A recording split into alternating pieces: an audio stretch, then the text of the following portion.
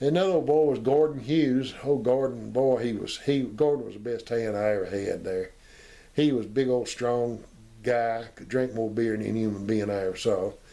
But Gordon, I built a chute that was about 30 feet long, 30 inches wide, and when we'd operate on the calves, we'd vaccinate them and castrate them and put a tag in their ear and tattoo them in the ear and do all this kind of stuff. And Gordon and I would get in the chute with them, and Daddy'd stand on the outside, and he'd hand me the syringe and everything, and I'd vaccinate them, and then he'd hand me the tattoo, and I'd tattoo them, and all that kind of stuff. And Gordon and I'd wrestle the calves on the inside. They'd crapping all over us and jumping all over us and beating on us and everything.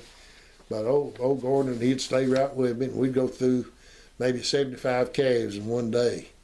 Just be black and blue when it's all over. We'd get them done. But on the farm back then, you turn the land. You had to, what we call cultivate, you had to turn land over. They don't do it like they do now and just run the machines through it and plant the seed and everything all at one time.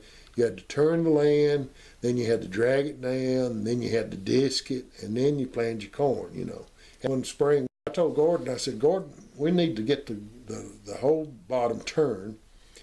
And I said, if we start on Friday morning at daylight, and we plow all day Friday, and Friday night, I said, Friday night at 10 o'clock, I said, if we come out, I said, I'll go to Red Petty's and get us a gallon of beer and 3 or 4 hamburgers, and we'll come back to the house, and we'll drink that beer and eat those hamburgers, and we watch the Monster movie on Friday night, come on 11 o'clock, I think.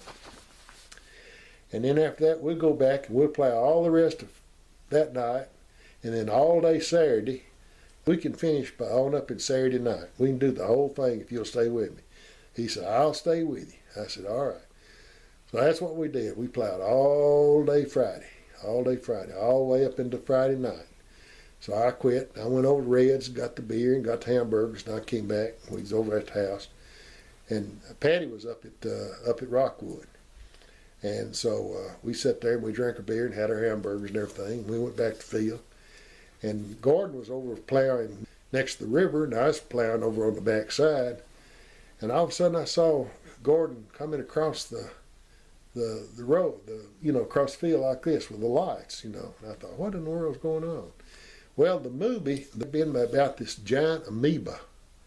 And this giant amoeba would come up out of the ocean as these people would walk along the beach, and he would engulf them and just dissolve them and eat them, And I didn't think anything about it. So I said, what's wrong, Gordon? Did you break something? And he said, nah. I said, I just, why don't you come over here and plow where I am? Let me plow where you are over here. And I said, why? He said, well, I can't keep my eye on the fur over here. I said, why not? Well, I keep looking at the river, thinking about that big old monster. I said, hell, Gordon, you've whipped every policeman in Carthage. You're not afraid of the devil, and you're afraid of a movie monster? I said, you got to be crazy. He said, well, if you do it. I said, okay, get over yonder. So I went over there and plowed for him the rest of the night. One year he had his tobacco check. He had $1,125 worth of fines. Every Monday morning when I went to look for him, I just go to the Carthage jail. And his fines usually weren't but $25, $30. And so one year when he got settled up with his tobacco, he had about $1,150 left over or something. He said, I'm gonna go to Nashville.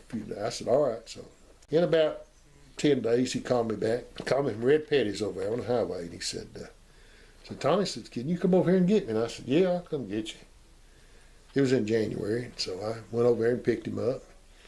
He said, can you let me have some money to buy me a pack of cigarettes? And I said, yeah, Gordon, you had over $1,100 when you left here. What'd you do with that $1,100?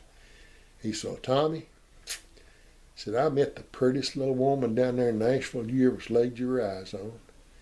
And said, we really had us a time for about a week until all the money was gone, and then she left me.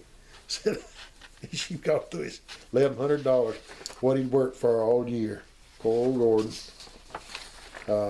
That was old Gordon. He was some son of a gun. I tell you what, he'd stay with me.